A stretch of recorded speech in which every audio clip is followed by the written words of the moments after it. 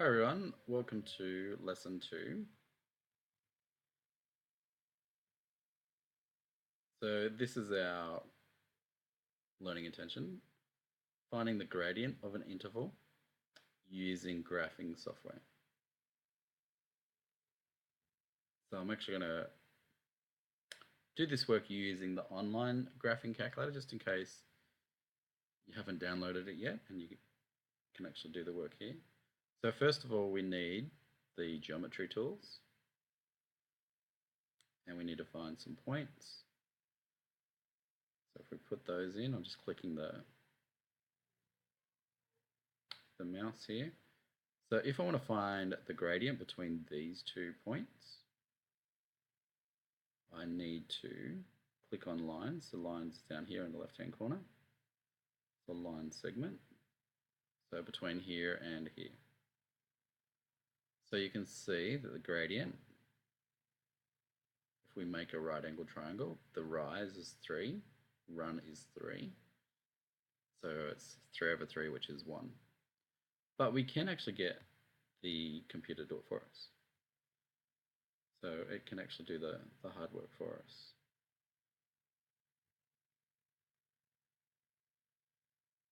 So you can see here that we can hover over the buttons to see what they do.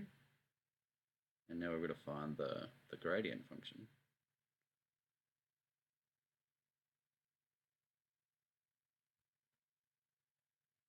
So I can't see it here, so I might need to click on more, which gives us heaps more. This one looks like the right one. Slope, which is another word for gradient. So if I click on that, and then here, it tells me the gradient.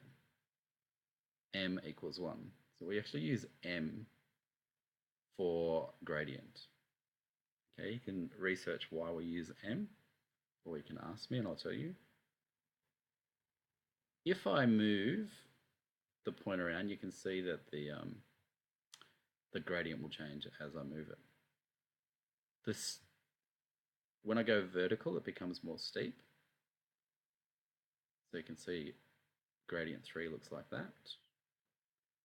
5 gradient looks like that. 7 looks like that. So the rise over run is 7. As if I move that around, it becomes smaller. If it's perfectly flat, the gradient is 0. And if I go downwards, it becomes negative. An interesting thing happens for vertical. Okay, there is no gradient for a vertical line. It's actually undefined. You can't actually calculate it. One reason why is you can't actually find the run. The run becomes 0 and you can't actually divide numbers by 0.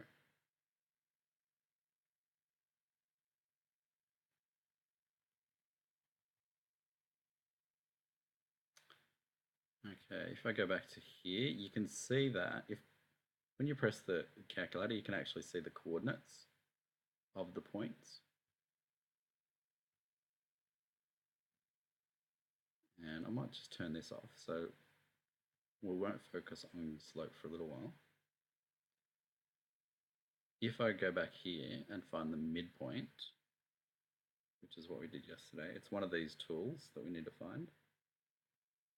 So the midpoint is actually this one. You can see midpoint or the center. Click on that, click here, and the point C is the midpoint. Go back to the calculator. You can see here that the midpoint is 2.5, 4.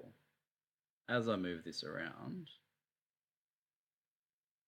the midpoint is given to us here.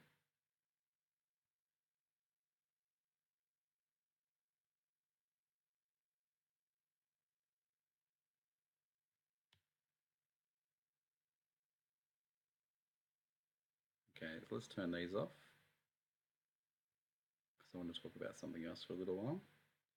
The reason that we're doing this is so that we can actually graph some functions. So if I have y equals x, I'd goes like that. And this one has a gradient of 1. So in further study, we're going to look at this equation and how you can just look at the equation to see how steep the slope is going to be. So the blue line is y equals 2x. So y equals 3x. You might be starting to see the pattern. Y equals 4x. So the number in front of the x tells us how steep it is. Using this kind of system, we can't actually find a perfectly vertical line though. And we'll talk about vertical lines in lesson 4. Alright, I really do want you to explore using Geogebra. See what kind of things you can come up with. Even make some patterns out of this. Okay, have fun, and we'll talk about this in class.